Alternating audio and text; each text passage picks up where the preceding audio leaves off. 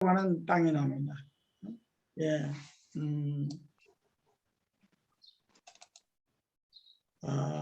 하일라 이제 창세기 2장 10절을 제가 이렇게 찾아 보도록 하겠어요.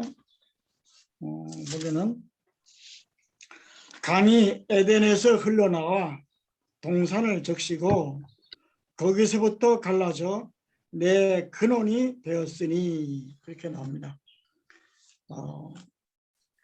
우리가 사람도 이 머리가 맑고 바르게 돼야 모든 판단이 정확합니다.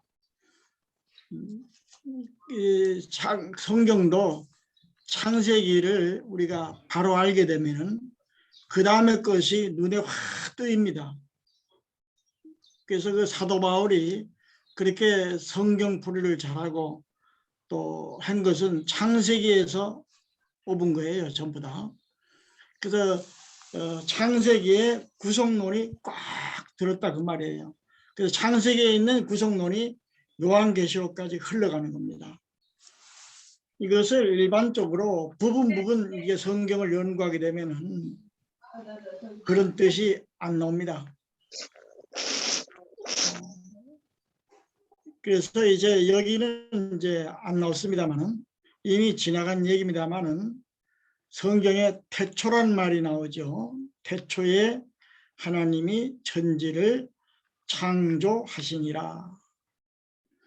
태초라고 하는 것은 베레시트 그렇게 합니다. 베레시트인데 이제 베레시트의 첫 자음이 베이트라고 하는 전치사가 있습니다. 전치사가 있는데 요한계시록 13장 8절 보게 되면은 거기 보게 되면 창세 때에 죽으신 바 됐다 그렇게 나옵니다. 그래서 헬라어로는 우리 글자는 창세 이후로 생명록책에 기록되지 않는 사람은 영생을 못 받는 것이죠. 근데 우리 성경에 창세 이후로 그러니까 사람에 따라서는 창세 이후니까 그 정확한 시간 개념이 없어요. 창세 때부터 얘기는 하지만 정확하게 이후로 오르니까 나름대로 이렇게 광범위하게 생각합니다. 그러나 원어 보게 되면은 창세 이후로 보면 아포라는 아포 그는 때 이런 뜻이 있어요. 때 아포는 전치사로 때 영어로 하면 그 원인 프롬 거기로부터 합니다. 그래서 창세 때에 이미 죽으신 바 되었다 그렇게 합니다. 그래서 하나님께서 천지를 창조할 때 태초에 예수님의 구속이 들어간 창조라 그 말이에요. 그래서 그걸 다 빼버리고 예수님은 서기 2021년 십자가에 못 박혀 죽으시고 그렇게 하게 되게 되면은 창세기는 몰라도 되는 게 됩니다. 구속론을 신약 시대에 와서 구속론이 형성될 수밖에 없는 거예요. 그게 아니고요. 창세기에 있는 구속론이 신약까지 내려오는 거예요. 그래서 성경은 하나님이 이렇게 말합니다. 나는 알파요 오메가라. 그래서 우리 인간의 사고방식으로 하나님을 알파요 오메가는 처음의 시간에 따로 있고 나중 시간에 따로 있고 이렇게 조각을 붙여 맞추는 게 아니에요. 그건 인간의 시간 타임이 아니에요. 처음과 나중이라는 것은 인간의 시간 타임이 아니고 영원한 하나의 속성입니다. 처음이나 나중이나 한결같다는 것이죠. 시작하고 시간이 지나가고 끝 이게 아니고요. 처음과 나중이 한결같다는 거예요. 진리의 속성은 무엇인가 하면 영원성이 있습니다. 진리의 속성은 변치 않는 거예요. 그래서 요즘 가장 합리적인 말이면서도 조심해야 할 말이 있습니다. 이게 소통이라는 말이 있어요. 그래서 젊은이들 대화해보게 되면 자기 말을 틀린 말도 하고서 상대방이 거기에 대해서 어떤 대응을 하거나 또 거기에 대해서 무슨 말 하면 소통이 안 된다 이렇게 얘기하는 거예요. 그러니까 이게 뭔가 하면은 이제 나르시스트예요. 나르시스트. 이건 오직 자기 생각만을 절대시하는 거예요. 그러니까 이건 남이 옳은 얘기를 하게 되면은 그것을 가지고 안 받아들이는 것도 문제지만 더 문제는 무엇인가 하면은 상대방이 나름대로 어떤 생각할 수 있는 기회를 안 주고 정지하는 거예요. 그래서 내가 아무리 옳은 얘기 했더라도 상대방이 무슨 얘기하면 일단 들어야 됩니다.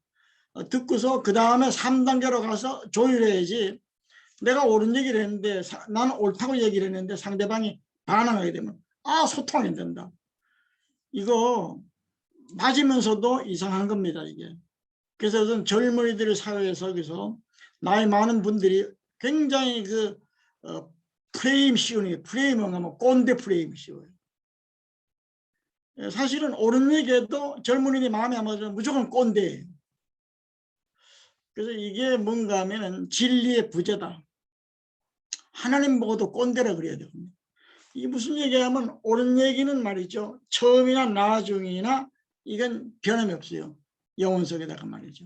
제가 제일 불행하게 생각하는 것은 유명인들을 가지고 연예인 중심으로 해서 쭉 이렇게 종교를 가지고 나가는 걸 봤더니 기독교에서 불교로 간 사람을 한 몇 명 본 거, 한두 명 본 것 같아요.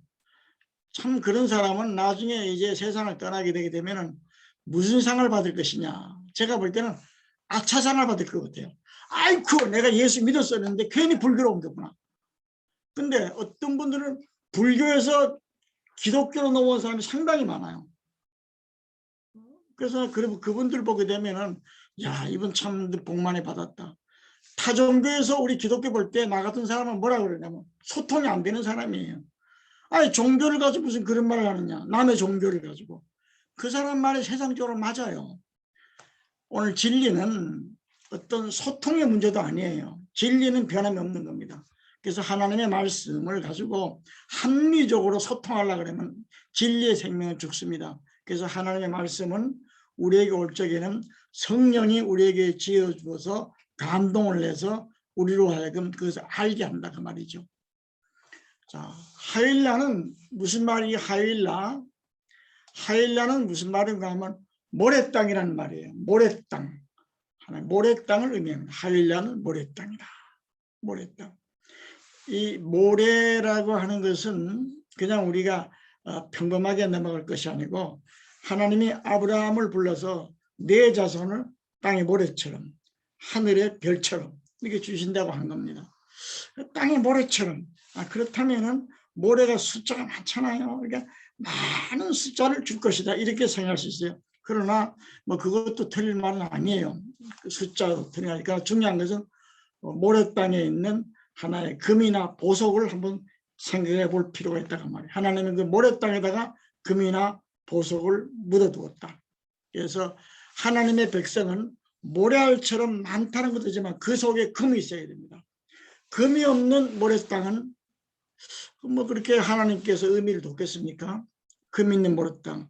그 땅에 하나님께서는 이제 성경 보게 되면은 이제 아주 물을 주는 거예요. 이제 금이 있는 하일라 땅에다가 주는데 그 금이 있는 그 모래 땅에 흐르는 그 강이 어떤 강인가 하면 비손강이에요. 비손강. 그래서 그 금이 있는 하일라 온 땅을 비손강인데 비손이라고 하는 것은 피손이라는 넘쳐 흐른다. 넘쳐 흐른다. 우리 비손 비싼데 원어로는 피손 그래 피손. 이게 넘쳐 흐른다. 이게 넘쳐 흐른다. 이 말은 무슨 말인가 하면 누구든지 믿기만 하면 다 생명수를 받는 것이죠. 복음은 믿는 사람에게 인색한 게 복음이 아니거든요. 믿는 사람은 누구든지 넘쳐 흐르는 복음. 또 그 다음에 우리가 이 하일라는 모래땅인데 그냥 모래만 생각할 것이 아니라 그 속에 금이나 보석이 상실된 거예요. 바로 하나님 백성은 모래알처럼 많지만 그러나 그 속에 금, 또 그다음에 보석 있습니다. 금은 성경 보게 되면은 하나님의 성전에 모든 기구를 금으로 다 입혀요. 금으로. 물대야도 금으로 입히고 성전 들어가면 또 금으로 입히고 또 조각목도 금으로 입히고 전부 금으로 입혔습니다. 금도 무슨 금이냐? 이 금은 순금을 입힙니다. 나쁜 금은 나쁜 찌꺼기는 다 제해버리고 순금을 입히신다. 그런 의미에서 우리는 보면 어떤 것이냐?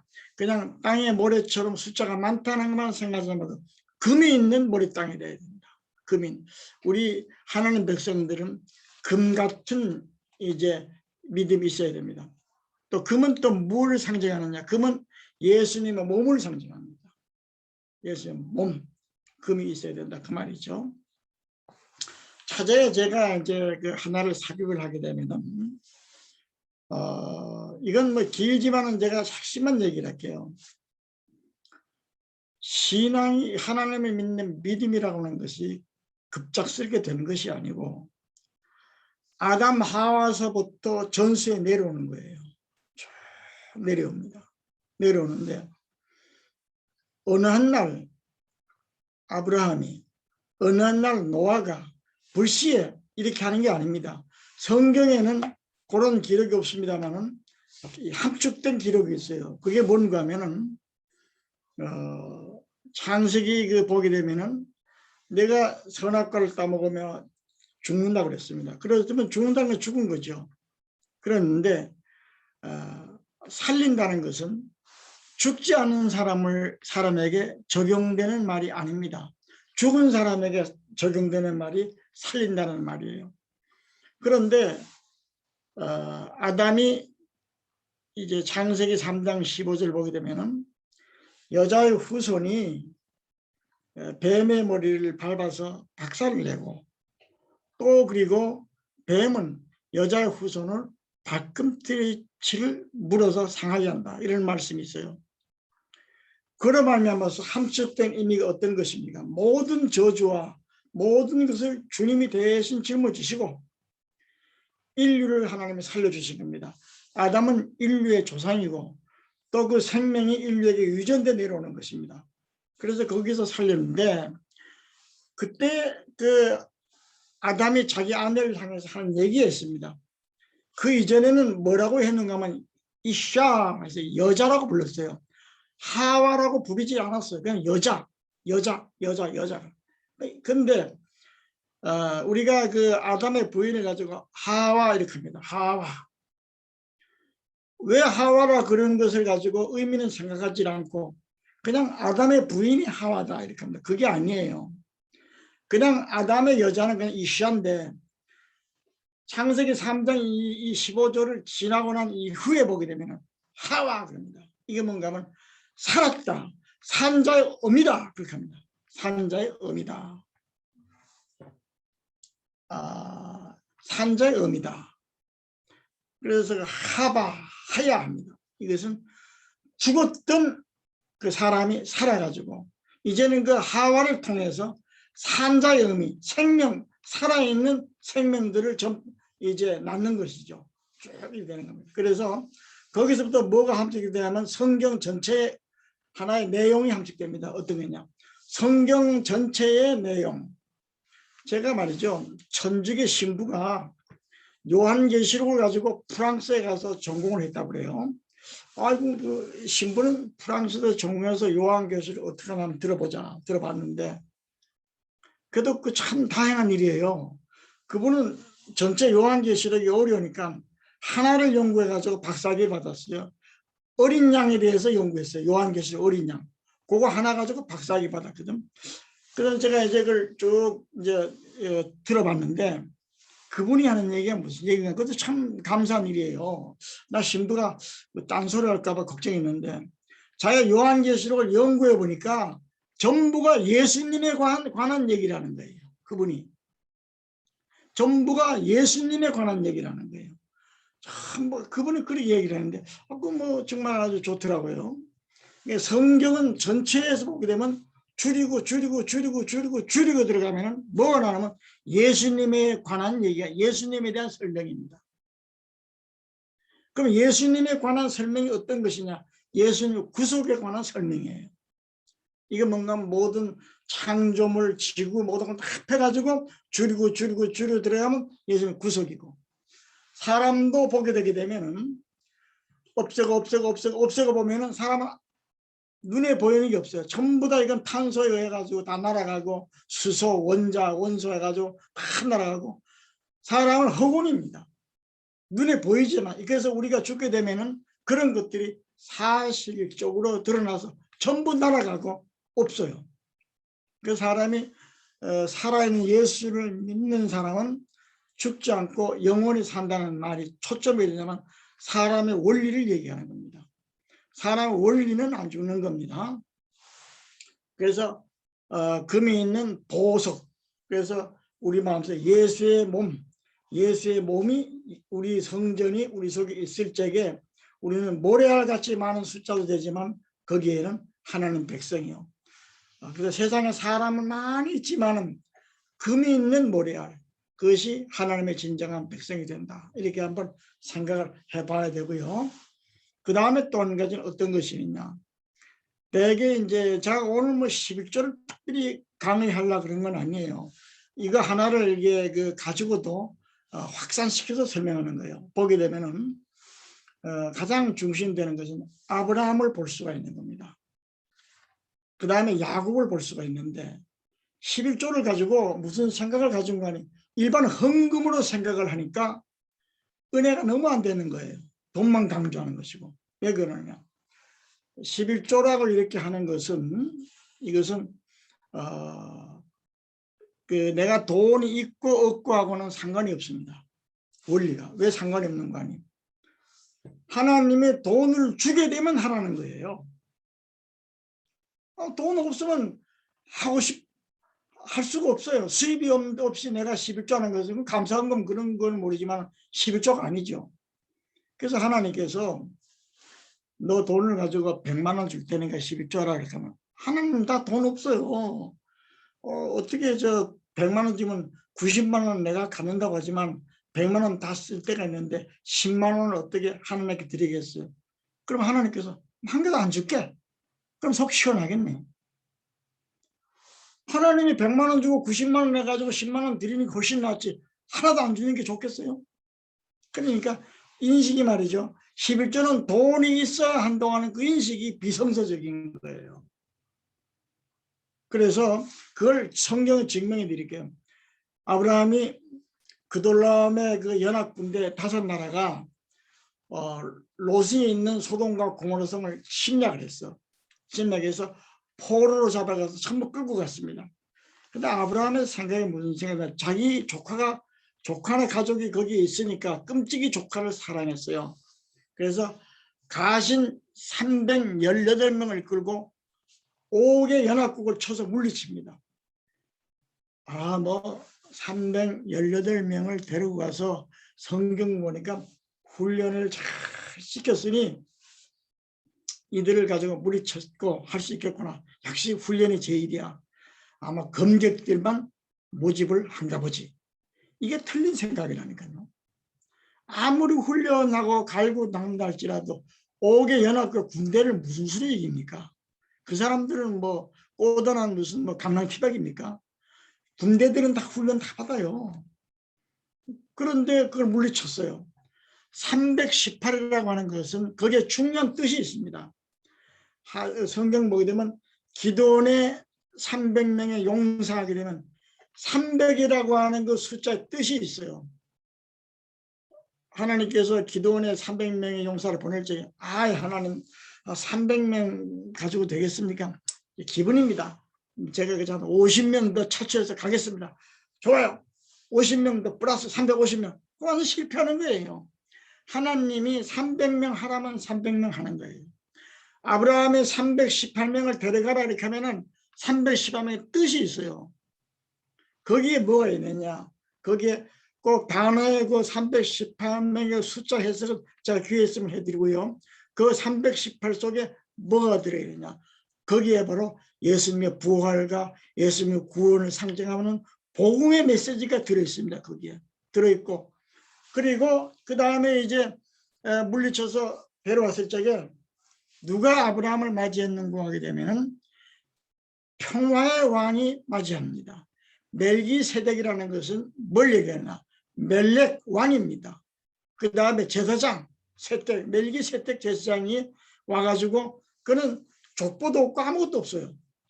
그냥 그 살렘 왕이라, 살렘 왕은 평화의 왕입니다. 우리가 평상시 얘기하셔도 예수님을 평화의 왕이라고 합니다. 그래서 멜기세덱은 우리에게 하나님께서 알게 하기 위해서 족보도 없고 또 사람의 어떤 반차를 따른 것도 없고 이건 오직 예수님밖에 없는 거예요. 그래서 멜기세덱은 좀 쉽게 얘기하려면 하나님께서 인간의 몸을 입고 이 땅에 오신 임마누엘이에요. 그 시대적인 임마누엘이에요. 그러니까 멜기세덱은 예수님이에요. 아브라함이 왔을 적에 멜기세덱이 아브라함을 딱 맞으러 갑니다. 맞으러 갔는데 너네들이 전쟁을 해서 참 고생 많았구나. 아주 축하한다 이러고 수고 많았다 하고서는 뭐 요즘식으로 얘기하면 그 다음에 이제 뭐 음식을 잔뜩 차리고 이렇게 해야 되는 거예요. 적어도 살렘 왕이면 신하도 있고 백성들도 많이 있을 거 아니에요. 그러니까 거하게 이렇게 환영하고 꽃다발들 주고 그렇게 해야 되는데 그게 아니고 딸랑, 떡, 포도주 이거 우리가 알아야 됩니다. 내 떡, 포도주를 전쟁을 하고 수고하고 온 사람에게 떡과 포도주가 그게 무슨 큰 위로가 되겠어요. 떡, 포도주 좀 그렇잖아요. 먹을 게 그게 최상의 음식도 아니에요. 떡과 포도주. 근데 여기에는 뭐가 있는가 하면 떡과 포도주는 예수님이 피 흘려 우리를 죽으신 구속의 몸이에요. 그것이 구속의 몸. 피 흘리고 떡은 예수님의 살이고 그래서 성만찬입니다. 그래서 전쟁을 하고 온 아브라함에게 성만찬을 한 거예요. 예수님이 십자가 못 박혀 죽기 전에 제자들 다 모아놓고 성만찬을 한 것처럼 이 피는 내 피요, 이 떡은 내 살이요 하면서 내 몸이요 이렇게 하면서 이제 성만찬을 했다 그 말이에요. 아브라함이 왔을 적에 예수님이 이제 아브라함에게 성례식을 진행한 겁니다. 그랬더니 아브라함이 어떻게 했죠? 10분의 1을 드린 거예요. 그 10분의 1 드린다는 것이 아브라함 우발적으로 생각한 것이 아니에요. 그래서 이게 몇 단계가 있는 건 나중에 설명하고요. 11조 속에 뭐가 예수님의 구속이 들어있어요. 구속이. 구속을 쏙 빼버리고 일반 헌금으로만 생각하니까 아니 예수님이 말이죠. 하나님 우리에게 성경에 11조 하라고 했는데 그 11조는 일반 헌금 생각하면서 그 어떤 분은 이렇게 얘기해요. 유명한 사람인데 마태복음에 나오는데 이것도 하고 저것도 하라. 11조도 하고 또 그 다음에 의와 인과 신은 버렸으니 이것도 하고 저것도 하라. 의와 인과 신을 뭐라고 얘기하면 그때 시대 상황을 하면서 가난한 사람은 안 도와줬다는 거예요. 사회사업을 하라는 거예요. 이건 틀린 말이에요. 우리 복음을 전가하는데 주객이 전도가 되면 안 됩니다. 왜 안 되는 거게 되면은 다시 한번 얘기합니다. 구원론에 있어서는 인간의 숟가락을 얹으면 안 돼요. 숟가락이라는 건 무엇을 상징하는가 하면 사람의 공로입니다. 구원론에 인간도 구원론에 한몫했습니다. 이건 말이 안 되는 거예요. 구원은 오직 인간이 참여할 수 없어요. 오직 예수님 혼자만이 한 겁니다.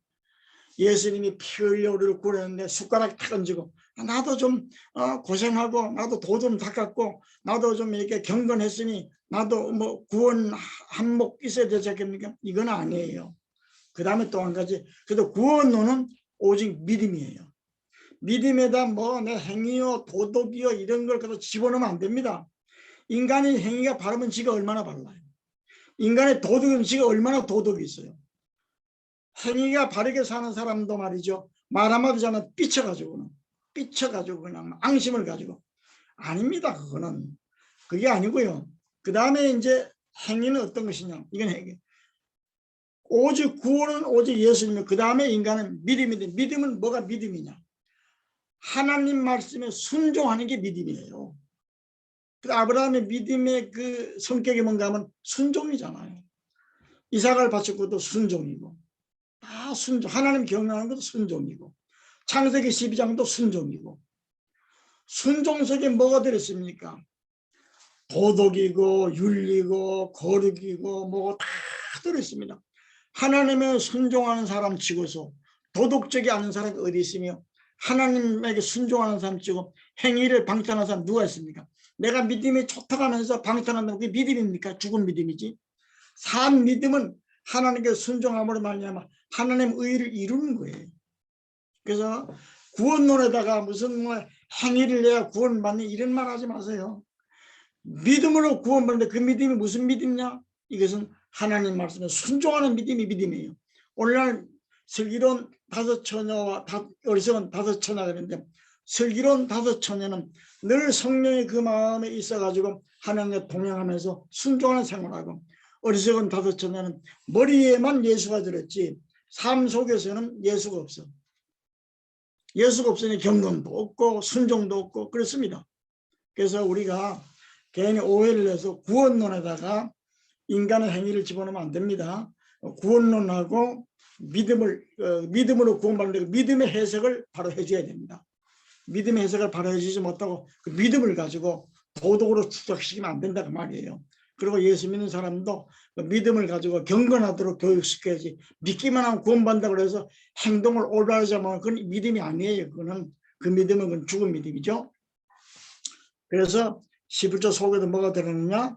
구속이 들었는데, 그 다음에 의와 인과 신은 무엇이냐? 무슨 이거 의는 뭐 우리가 바로 사는 것이고 인은 사랑이 있어야 되는, 이렇게 말하면 안 돼요. 그거는 맞으면서도 하나로. 왜 의와 인과 신은 어떤 것이냐? 11조 속에 예수님의 구속이 들었는데 예수님의 구속을 쏙 빼버리고 어떤 겉껍데기만 가도 11조 하는 거예요.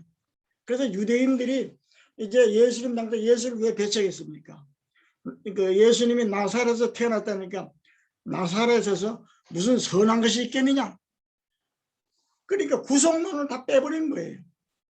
마카브 시대 중간 시대에 와가지고 어떻게 했냐? 구속론에 들어가야 되는데 로마 시대 내려오면서 구속론을 쏙 빼버리고 거기는 기득권자들, 종교 기득권자들, 이런 유대인들 이런 사람이 있으니까 11조 아무리 뭐합니까? 그래서 우리는 의와 인과 신은 버렸다. 11조 속에 구속론을 빼버리면 안 된다는 거죠. 그래서 그 다음에 나머지 연결되는 건 시간 있으면 또 하고요. 근데 그 정도 하고. 그래서 오늘 제가 설명하는 건 어떤 것이냐? 하일라, 모래땅에 금이 들어있고 보석이 들어있다. 그 말입니다. 그래서 이런 점을 좀 참고를 좀 하시면서 생각해 봐야 되겠고요. 여기 그림 보게 되면은 티그리스강이 있고 또 유브라테스강이 있고 기온강이 있고 비손강이 있습니다. 이 비손강 여기에서 흐르는 이 물이 하일라 이 지역에 푹 적셔가지고 모래땅 되어 있고 있습니다. 여기가 이제 페르샤만, 파사만, 페사만 바다가 있는데 이 바다로다가 이 네 강물이 전부 흘러서 쭉 들어가죠. 쭉 들어갑니다. 그래서 우리는 이런 점을 가지고 생각을 해봤으면 좋겠다 이렇게 합니다. 일단 이렇게 하고요. 또 한 5분만 쉬고 또 시작.